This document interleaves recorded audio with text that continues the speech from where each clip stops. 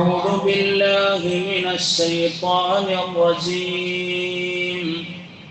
بسم الله الرحمن الرحيم. يا أيها الذين آمنوا اتقوا الله حق تقاته ولا تموتن إلا وأنتم مسلمون. صدق الله مولانا العظيم. പരമകാരുണികനും പരമദയാലുവും പരമാധിപതിയും പരമാധിനാഥനുമായ പടച്ചറബ് നമ്മുടെ എല്ലാം ജീവിതത്തിൽ സംഭവിച്ചു പോയിട്ടുള്ള മുഴുവൻ പാപങ്ങളെയും വിട്ടുപുറത്തു മാപ്പാക്കി നൽകുമാറാകട്ടെ. ഈ സമയത്തിൻ്റെ, ഈ ദിവസത്തിൻ്റെ, പവിത്രമായ ഈ ഭവനത്തിൻ്റെ എല്ലാം ബറക്കത്ത് കൊണ്ട് അല്ലാഹു സുബ്ഹാനഹു വ തആല നമ്മിൽ നിന്ന് മൺമറഞ്ഞു പോയ നമുക്ക് വേണ്ടപ്പെട്ടവർ, നമുക്ക് ഉപകാരം ചെയ്തവർ, നമ്മുടെ സ്വന്തക്കാർ, ബന്ധുക്കൾ, പ്രത്യേകിച്ച് നമ്മുടെ മാതാപിതാക്കൾ ആരൊക്കെ എന്ന് ബർസഖി ജീവിതത്തിൽ കഴിയുന്നോ അവർക്കെല്ലാം അല്ലാഹു അവരുടെ ഖബർ ജീവിതത്തിൽ പ്രകാശം നൽകി അനുഗ്രഹിക്കുമാറാകട്ടെ. പ്രയാസങ്ങളും ബുദ്ധിമുട്ടുകളും അനുഭവിക്കുന്ന ഫലസ്തീനികൾ ഉൾപ്പെടെ ഉള്ളവർക്ക് അല്ലാഹു സഹായം നൽകി അനുഗ്രഹിക്കുകയും ചെയ്യുമാറാകട്ടെ. പ്രിയപ്പെട്ട മുഅ്മിനീങ്ങളെ, മഹാനായ നബി സല്ലല്ലാഹു അലൈഹി വസല്ലമ തങ്ങൾ ഒരുപാട് കാര്യങ്ങൾ ഇഷ്ടപ്പെട്ടിരുന്നു. അതിൽ പ്രധാനപ്പെട്ട ഒന്നാണ്, അതിനെല്ലാം സ്നേഹിക്കുവാനായി തങ്ങൾ ചര്യയിലൂടെ നമ്മെ പഠിപ്പിച്ചു നൽകിയിട്ടുമുണ്ട്. ഹബീബായ നബി തങ്ങൾ അള്ളാഹുവിൻ്റെ നിർദ്ദേശപ്രകാരം മക്കയിൽ നിന്ന് മദീനയിലേക്ക് പലായനം ചെയ്യുന്ന സമയം മക്കയിൽ നിന്ന് പിരിയുന്ന ഒരു രംഗത്തെക്കുറിച്ച് ഹദീസിന്റെ കിതാബുകളിൽ നിന്ന് നമുക്ക് മനസ്സിലാക്കാൻ സാധിക്കും. ഹബീബായ നബി തങ്ങൾ മക്കയിൽ നിന്ന് മദീനയിലേക്ക് പോകുന്ന സമയം അബൂബക്കറിനോടൊപ്പം നിൽക്കുമ്പോൾ മഹാനായ നബി തങ്ങളും മക്കയിലെ വിശുദ്ധ ഖുർആൻ പരിചയപ്പെടുത്തിയ മക്കയുടെ മറ്റൊരു പേരാണ് ബക്ക എന്നത്. ആ ബക്ക എന്ന് പറയുന്ന സ്ഥലത്തിലെ ഒരു പിടി മണ്ണ് വാരിയെടുത്തിട്ട് നബി തങ്ങൾ പറയുന്നുണ്ട്, നിന്നെ ഏറെ സ്നേഹിച്ചിരുന്നു ഞാൻ. വല്ലാത്ത ഇഷ്ടമാണ്. കാരണം എൻ്റെ മാതാപിതാക്കളുടെ ഓർമ്മകൾ നൽകിയ, മാതാവിൻ്റെ ഓർമ്മകൾ നൽകിയ എൻ്റെ കുടുംബക്കാരുള്ള പരിശുദ്ധ ഖുർആൻ ഇറങ്ങാൻ അല്ലാഹു സുബ്ഹാനഹു വ തആല തിരഞ്ഞെടുക്കാനിരിക്കുന്ന വിശുദ്ധമായ മക്ക, ആ ഇറങ്ങിയ പരിശുദ്ധ ഖുർആൻ ഇറങ്ങിയ മണ്ണ്, ആ മണ്ണിനെ വിട്ടുപോകുമ്പോൾ എനിക്ക് വല്ലാത്ത വേദനയുണ്ട് എന്ന് പറഞ്ഞ് അവിടെ നിന്ന് പിരിയുകയാണ്.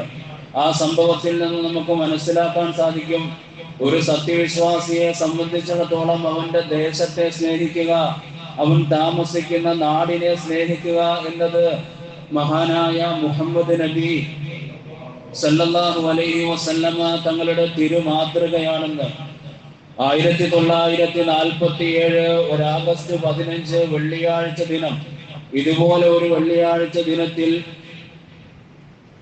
ഇന്ത്യക്ക് സ്വാതന്ത്ര്യം ലഭിച്ചു എന്നറിയുമ്പോൾ പ്രിയപ്പെട്ട മുസ്ലിമീങ്ങളെ സംബന്ധിച്ചിടത്തോളം അന്നൊരു റമദാൻ 27 എന്നത് നാം ചരിത്രത്തിലൂടെ പഠിക്കേണ്ടതുണ്ട്. ഇതുപോലൊരു ആഗസ്റ്റ് 15 1947 വെള്ളിയാഴ്ച ദിവസം റമദാൻ മാസത്തിലെ 27 ദിവസത്തിലാണ് ഇന്ത്യക്ക് സ്വാതന്ത്ര്യം ലഭിക്കുന്നത്. പ്രിയപ്പെട്ട മുഅ്മിനീങ്ങളെ, ഇന്ത്യക്ക് സ്വാതന്ത്ര്യം ലഭിച്ച് ഇന്ന് 79 ആണ്ടുകൾ പിന്നിടുമ്പോൾ നമ്മൾ കൃത്യമായി പഠിക്കേണ്ട ചില പാഠങ്ങളുണ്ട്. നമ്മളൊക്കെ ആഘോഷിക്കുന്നുണ്ടല്ലോ, മീഡിയകളിലൂടെ സ്റ്റാറ്റസും അതുപോലെ സ്റ്റോറികളുമായിട്ട് ഇന്നവരുടെ ഒരുപാട് ചരിത്രങ്ങൾ നമ്മൾ സ്റ്റാറ്റസുകളിലൂടെയും അല്ലാതെ സ്റ്റോറിയിലുമായിട്ടൊക്കെ നമ്മൾ പറയുന്നുമുണ്ട്, ഷെയർ ചെയ്ത് വിടുന്നുണ്ട്. നമുക്കൊക്കെ അങ്ങനെ വിടാനേ കഴിഞ്ഞിട്ടുള്ളൂ. പക്ഷേ സ്വാതന്ത്ര്യം മേടിച്ചു നൽകിയ ആ ചരിത്രത്തെ കുറിച്ച് പഠിക്കുമ്പോൾ പ്രിയപ്പെട്ട മുഅ്മിനീങ്ങളെ, സ്വാതന്ത്ര്യാനന്തര ആ ദിവസങ്ങളിലെ അതേ സ്വാതന്ത്ര്യമാണോ ഇന്ന് നിലനിൽക്കുന്നത് എന്ന് നാം ചിന്തിച്ചു പോകും. കാരണം വർഷങ്ങൾ ഇങ്ങോട്ട് പിന്നിടുമ്പോൾ അധികാരം ഏറ്റവും വൃത്തികെട്ട, ഏറ്റവും ദുർമാർഗങ്ങൾ സ്വീകരിക്കുന്ന ആളുകളുടെ കയ്യിലേക്ക് പോവുകയും ആളുകളെല്ലാം കച്ചവടത്തിനായി ഇന്ത്യ എന്ന് പറയുന്ന മഹാപ്രദേശത്തെയാണ് തിരഞ്ഞെടുത്തിരുന്നത്. കാരണം ബലദുൽ ഹിന്ദ് എന്ന് അറബികൾ വിളിച്ച് അവരാണ് ആ പേര് പോലും കൊടുത്തത്.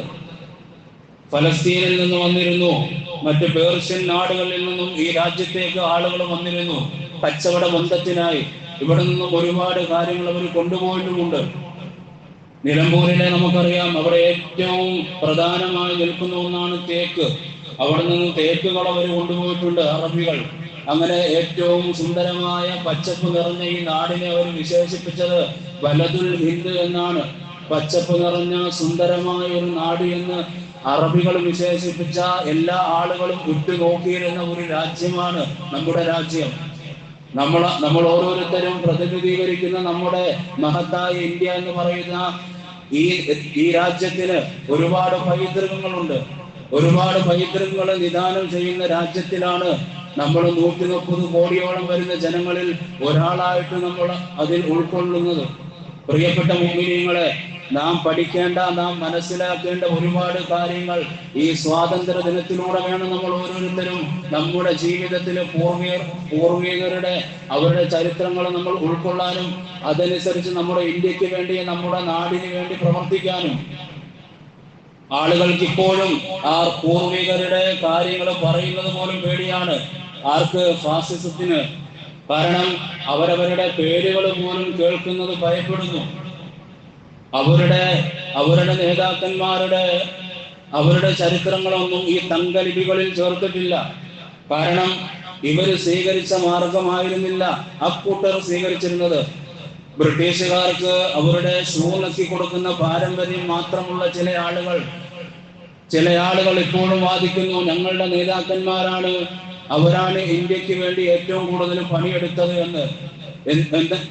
അങ്ങനെയെങ്കിൽ പ്രിയപ്പെട്ട മുസ്ലിങ്ങളെ, ഒരു വിശ്വാസത്തെ മുറുകെ പിടിച്ചിരിക്കുന്ന ഗാന്ധിജി, ഹാഫിളും ആലിമുമായിരുന്ന അബുൽ കലാം ആസാദ്, നെഹ്റു എന്ന് പറയുന്ന മനുഷ്യസ്നേഹിയായ ഒരു മനുഷ്യൻ, ഇവര് 3 പേരും തോളോട് തോൾ ചേർന്ന് നിന്ന് ഒരു രാജ്യം ബഹുസ്വരത നിറഞ്ഞ അവരുടേതായ വിശ്വാസങ്ങളും അവരുടേതായ മാർഗങ്ങളും സ്വീകരിക്കാവുന്ന ഒരു രാജ്യമാക്കി ഐക്യത്തോടുകൂടി എപ്പോഴും കഴിയണമെന്ന ഉദ്ദേശത്തിൽ ഒരു രാജ്യത്തിന് സ്വാതന്ത്ര്യം ലഭിക്കണമെന്ന പ്രയത്നത്തിൽ ഇവര് 3 പേരും തോളോട് തോള് ചേർന്നവര് പ്രയത്നിക്കുകയാണ്.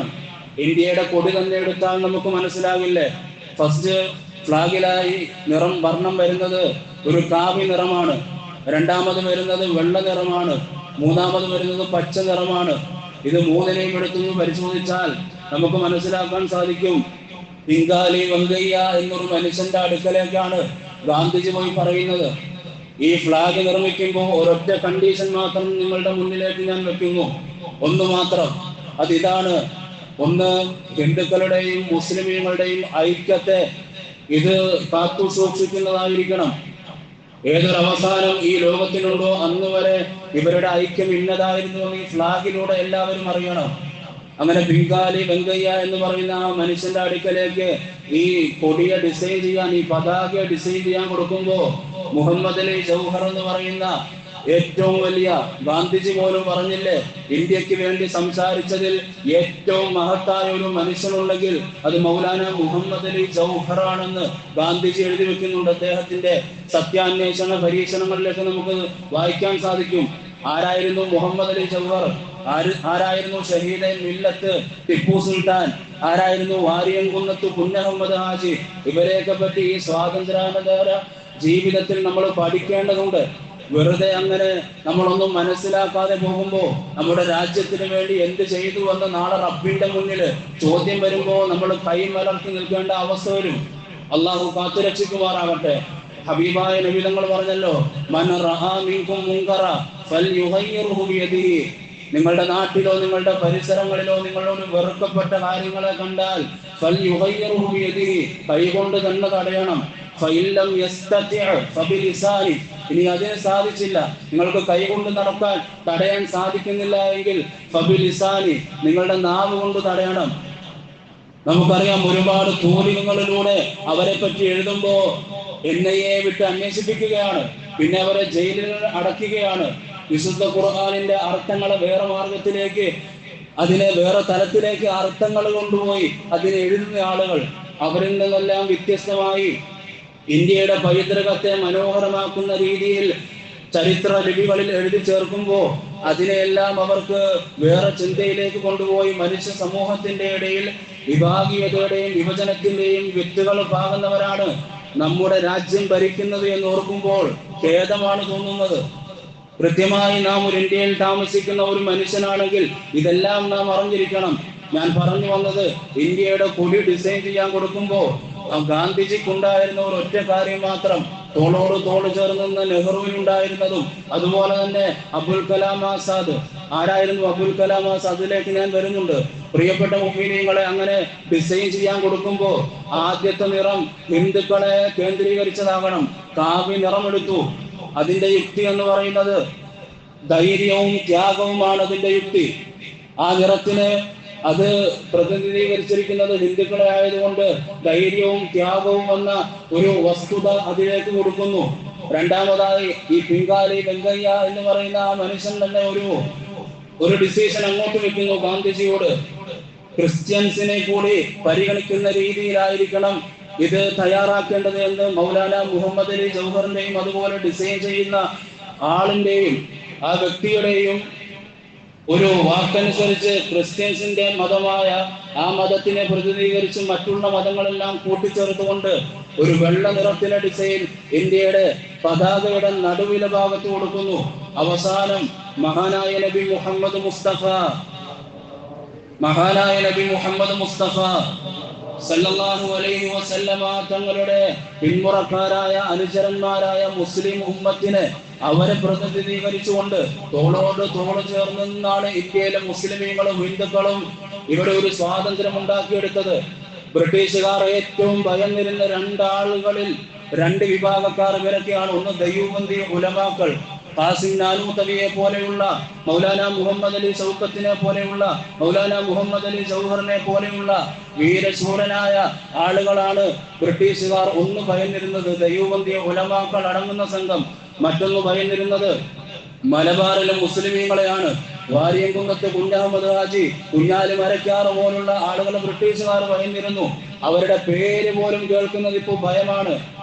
മൈസൂരിലെ സിംഹം എന്നറിയപ്പെടുന്ന ടിപ്പു സുൽത്താൻ, അദ്ദേഹം മരണപ്പെടുമ്പോൾ അദ്ദേഹത്തെ ചതിക്കുഴിയിലൂടെ അവസാനം തോക്കിന്റെ ആ വെടിയങ്ങനെ വെച്ച് അദ്ദേഹം നിലത്ത് വീഴുമ്പോൾ ബ്രിട്ടീഷുകാര് അപ്പോഴാണ് അദ്ദേഹത്തിന്റെ ചങ്കില് ചവിട്ടിയിട്ട് പറയുന്നത്, from today India is hours. ഇപ്പോഴാണ് ഇന്ത്യ ഞങ്ങളുടേതായി മാറിയത് എന്ന് മൗലാന ടിപ്പു സുൽത്താൻ അവർകൾ, ഷഹീദെ മില്ലത്ത് ടിപ്പു സുൽത്താൻ അവർകൾ അവസാനം ശ്വാസത്തിന്റെ അങ്ങേയറ്റവും നിലച്ച് സക്കറാത്തിന്റെ അവസ്ഥയിൽ കിടക്കുമ്പോൾ അപ്പോൾ മാത്രം ബ്രിട്ടീഷുകാർക്ക് പറയാൻ കഴിഞ്ഞു, from today India is hours. ഇപ്പോഴാണ് ഇന്ത്യ ഞങ്ങളുടേതായി മാറിയത്. പക്ഷേ അവിടെ കൊണ്ടൊന്നും നിന്നില്ല. പിന്നെയും ഒരുപാട് ധീരനായ ആളുകൾ പുറപ്പെടുവിച്ചു. പിതാക്കന്മാര് ചരിത്രങ്ങൾ കൈമാറി. അപ്പൊ പറഞ്ഞു വന്നത് ഇന്ത്യയുടെ ഫ്ലാഗിന്റെ കാര്യം, അത് പൂർത്തീകരിച്ചിട്ട് ഇൻഷാ അല്ലാഹ് സമയമുണ്ടെങ്കിൽ അടുത്തതിലേക്ക് കടക്കാം. അപ്പോൾ ആദ്യമായി ഇന്ത്യയുടെ കൊടി ഡിസിഷനായി തെരഞ്ഞെടുക്കുന്നത് ഹിന്ദുക്കളുടെ ഒരു ഐക്യത്തിനെ അവരെ പ്രതിനിധീകരിച്ചായിരിക്കണം. ഒന്നാമതായി കാമികരം കൊടുത്തു. രണ്ടാമത് ക്രിസ്ത്യൻസിനെയും മറ്റു മതങ്ങളെയും പരിഗണിച്ച് ഒരു സമാധാനത്തിന്റെ ഒരു നിറമെന്നോണം, ഒരു വർണ്ണമെന്നോണം ഇന്ത്യൻ പതാകയുടെ നടുവിലെ ഭാഗത്ത് മിഡിൽ സെന്ററിൽ ഒരു വൈറ്റ് നിറം കൊടുക്കുന്നു. അവസാനം മുസ്ലിമീങ്ങളെ കേന്ദ്രീകരിച്ചൊരു പച്ച നിറം കൊടുക്കുന്നു. ഇതിലെ നടുവിലെ ചക്രം എന്ന് പറയുന്നത് നിയമത്തെ സൂചിപ്പിക്കുന്നതാണ്. ആ ചക്രം എണ്ണവും മനസ്സിലാകും. 24 എണ്ണമുണ്ടതിൽ. അതിൽ ഓരോന്നും ഇങ്ങനെ ഓരോന്നിനെ കേന്ദ്രീകരിച്ചാണ്. നടുവിലെ ഭാഗത്ത് നിൽക്കുന്നത് ഹോപ്പ് എന്ന് പറയും, പ്രത്യാശ. ഇന്ത്യയിലെ ജനങ്ങൾക്ക് ഒരു പ്രത്യാശ ഉണ്ടായിരുന്നു, അത് സ്വാതന്ത്ര്യമായിരുന്നു. ആ സ്വാതന്ത്ര്യത്തെ ഗാന്ധിജിയുടെയും അബുൽ കലാം ആസാദിന്റെയും നെഹ്റുവിന്റെയും ഒക്കെ നേതൃത്വത്തിൽ അവർ നേടിയെടുത്തു. അബുൽ കലാം ആസാദ് അവസാനം അങ്ങനെ അദ്ദേഹം ഇഅ്തികാഫിലായിരുന്നു. 27 രാവിന്റെ നിറവിൽ ഇഅ്തികാഫിൽ ഇരിക്കുമ്പോഴാണ് അദ്ദേഹം പറയുന്നത്, അദ്ദേഹത്തോട് ആളുകൾ എന്ന് പറയുന്നത്, ഇന്ത്യക്ക് സ്വാതന്ത്ര്യം ലഭിച്ചു, ദുആയിലിരിക്കുകയാണ്. ആദ്യത്തെ ആദ്യത്തെ കേന്ദ്ര വിദ്യാഭ്യാസ പ്രസിഡന്റ് ഒരു മുസ്ലിം ആയിരുന്നോ? പ്രിയപ്പെട്ടവരെ, നിങ്ങൾ മനസ്സിലാക്കണം, മറ്റുള്ള ഈ രാജ്യത്തില് വർഗീയത ചെലുത്തുന്ന ആളുകൾ അവര് പറയുന്നത് മുസ്ലിമീങ്ങൾക്ക് പഠനമില്ലെന്നാണല്ലോ. എങ്കിലും നേരെ തിരുത്തിക്കോ, ചരിത്രം നിങ്ങൾ പഠിക്കുക. ആദ്യത്തെ വിദ്യാഭ്യാസ പ്രസിഡന്റ് ഒരു മന്ത്രിയായി തെരഞ്ഞെടുക്കുന്നത് അത് അബുൽ കലാം ആസാദ്, ഹാഫിളും ആലിമും ഒരു മൗലാനയുമായിരുന്ന ഒരു ഉസ്താദിനെയാണ്. മൗലാന മുഹമ്മദ് അലി ജൗഹർ മുന്നണി സ്വാതന്ത്ര്യ പോരാളിയാണ്. അവരെയൊക്കെ അവരുടെ ഉമ്മ വളർത്തുന്നത് തന്നെ നമ്മൾ പഠിച്ചാൽ നമുക്ക് മനസ്സിലാക്കാൻ സാധിക്കും എന്തൊക്കെയാണ് അവരെ ജീവിത ത്യാഗമെന്ന്. ബീഗം ഉമ്മ എന്ന് പറയുന്ന ഉമ്മ മൗലാന മുഹമ്മദ് അലി ജൗഹറിനോട് 2 കാര്യങ്ങൾ ആവശ്യപ്പെടുന്നു. ഒന്നാമതായി ആവശ്യപ്പെടുന്നത്, മോനെ, നിന്നെ ഞാൻ ഓക്സ്ഫോർഡ് യൂണിവേഴ്സിറ്റിയിലേക്ക്, ഇംഗ്ലണ്ടിലെ പ്രസിദ്ധമായ ഓക്സ്ഫോർഡ് യൂണിവേഴ്സിറ്റിയിലേക്ക് പഠിക്കാൻ വിടുന്നത് 2 കാര്യങ്ങൾ ഉപദേശം നൽകിയാണ്. ഒന്ന്, ഈ ഇന്ത്യക്ക് സ്വാതന്ത്ര്യം ലഭിക്കുമ്പോൾ അതിൽ നിന്റെ പങ്കുണ്ടാകണം. നിന്നിലൂടെ ആയിരിക്കണം ഇന്ത്യക്ക് സ്വാതന്ത്ര്യം ലഭിക്കേണ്ടത്. ഗാന്ധിജി എഴുതി വെച്ചത് ഞാൻ കുറച്ചു മുമ്പ് സൂചിപ്പിച്ചു.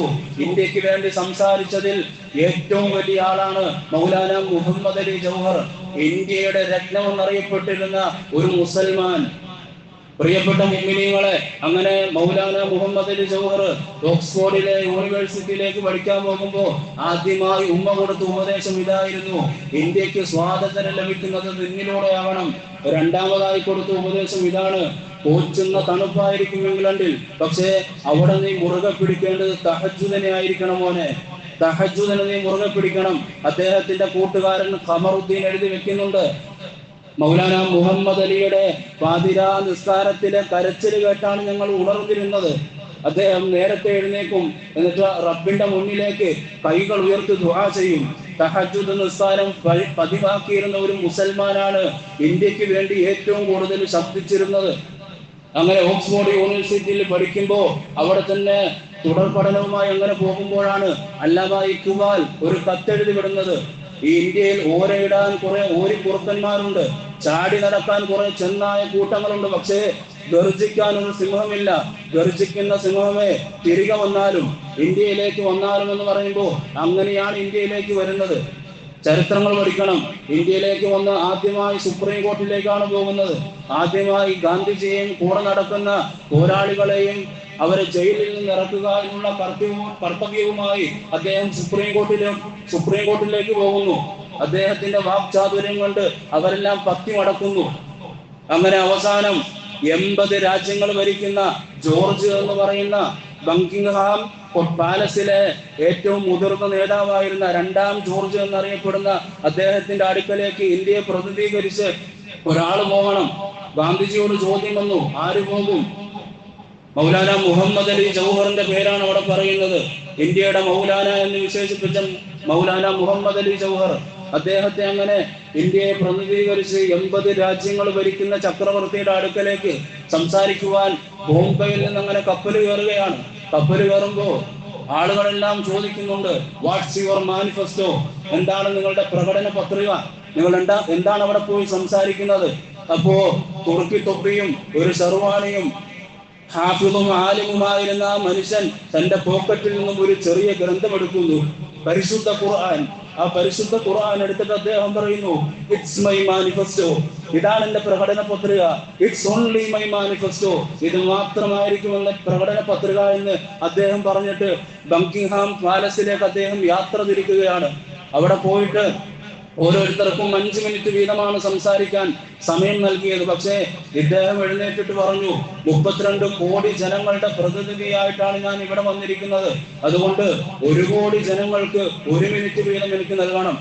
അങ്ങനെ അദ്ദേഹം സംസാരം തുടർന്ന് ഇന്ത്യയിലെ മയൂരി കൊട്ടാരം നിങ്ങൾ ആവശ്യപ്പെടുന്നുണ്ടോ? നിങ്ങൾക്ക് നൽകാം. കോഹിന്നൂർ രത്നങ്ങൾ നിങ്ങൾ ആവശ്യപ്പെടുന്നുണ്ടോ? നിങ്ങൾക്ക് നൽകാം. പക്ഷേ ഇന്ത്യയിൽ ഒരു സംസ്കാരമുണ്ട്, ആ സംസ്കാരത്തെ പിച്ചു ചീന്താൻ നിങ്ങൾ അനുവദിക്കില്ല എന്നിങ്ങനെ പറഞ്ഞ് 17ാമത്തെ മിനിറ്റിൽ അദ്ദേഹം പറയുകയാണ്, I am beloved prophet Muhammad സല്ലല്ലാഹു അലൈഹി വസല്ലം. എന്റെ റസൂലുള്ള പറഞ്ഞു, ഞാൻ പ്രേമഭാജനമായി സ്വീകരിക്കുന്ന എന്റെ റസൂലുള്ള പറഞ്ഞു എന്ന് പറയുമ്പോൾ ജോർജ് തന്റെ ഇരിപ്പിടത്തിൽ നിന്ന് പറയുകയാണ്, സംസാരം നിർത്തുക, അദ്ദേഹത്തിന്റെ പേര് ഇവിടെ ഉച്ചരിച്ചു പോകരുത്. അത്രയും നേരം ഓണറബിൾ ജോർജ്, ബഹുമാനപ്പെട്ട ജോർജ് എന്ന് പറഞ്ഞ് സംസാരിച്ചു കൊണ്ടിരുന്ന മൗലാന മുഹമ്മദ് അലി ജൗഹറിന്റെ ഭാഷ മാറി മിസ്റ്റർ ജോർജ് സംസാരിക്കുകയാണ് അദ്ദേഹം. നിങ്ങൾ ആദ്യമായി നിങ്ങൾ എൻ്റെ റിലീജിയൻ, നിങ്ങൾ എൻ്റെ മതത്തെയാണ് ചോദിക്കുന്നതെങ്കിൽ ഐ ആം എ മുസ്ലിം, ഞാനൊരു മുസൽമാനാണ്. ഫൈനലി, സെക്കൻഡറി, ഫസ്റ്റ്ലി, ആദ്യമായും രണ്ടാമതായും അവസാനമായും ഞാൻ പറയും ഞാനൊരു മുസൽമാനാണ്. രണ്ടാമതായി, നിങ്ങൾ എൻ്റെ രാജ്യത്തെ ആണ് ചോദ്യം ചെയ്യുന്നതെങ്കിൽ ഞാനൊരു ഇന്ത്യക്കാരനാണ്, ഞാനൊരു ഇന്ത്യക്കാരനാണ്, ഞാനൊരു ഇന്ത്യക്കാരനാണ് എന്ന് പറഞ്ഞ് അദ്ദേഹം സംസാരം തുടർന്ന് അവസാനം അദ്ദേഹത്തിന്റെ ബ്ലഡിലൂടെ ഒഴുകുന്ന പ്രഷറെല്ലാം കൂടി അദ്ദേഹത്തിന് വൈകാരികമായി ദേഹാസ്വസ്ഥമുണ്ടായി. ആ പാലസിൽ തന്നെ അദ്ദേഹം വീഴുകയാണ്. അങ്ങനെ അദ്ദേഹം പഠിച്ചിരുന്ന ഓക്സ്ഫോർഡ് യൂണിവേഴ്സിറ്റിയിലെ മെഡിക്കൽ കോളേജിലേക്ക് അദ്ദേഹത്തെ കൊണ്ടുപോകുന്നുണ്ട്.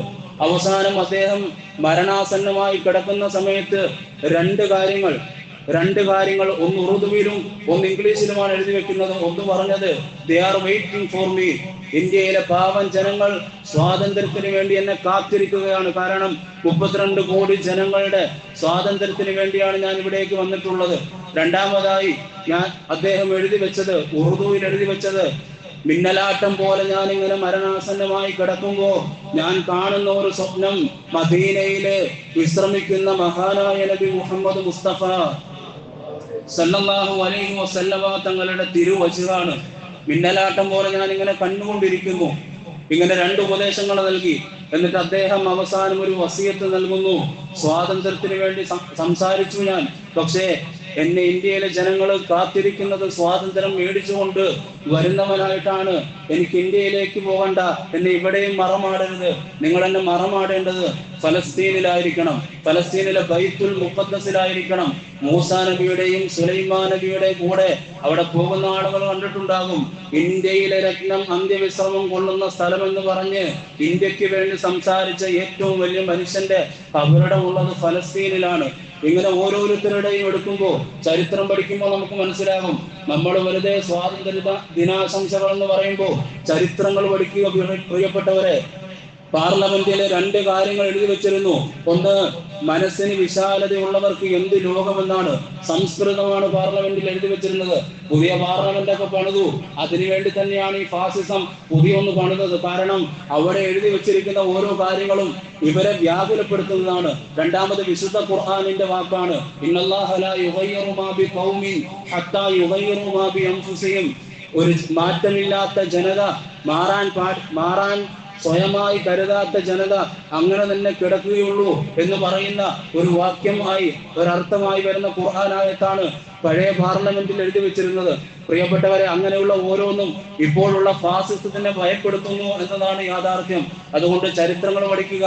നമ്മൾ പഠിച്ച ചരിത്രങ്ങൾ നമ്മുടെ മക്കൾക്ക് പകർന്നു കൊടുക്കുക. മഹാനായ ടിപ്പു സുൽത്താന്റെ പിതാവ് ഹൈദർ അലി അദ്ദേഹത്തോട് അവസാനമായി വസിയത്ത് കൊടുത്തത് ഇതാണ്, മോനെ, ഇന്ത്യക്ക് സ്വാതന്ത്ര്യം കിട്ടുമ്പോ അതിൽ നിന്റെ പങ്ക് വലുതായിരിക്കണം. വാര്യംകുന്നത്ത് കുഞ്ഞഹമ്മദ് ഹാജി സ്വാതന്ത്ര്യ സമര പോരാളിയാണ്.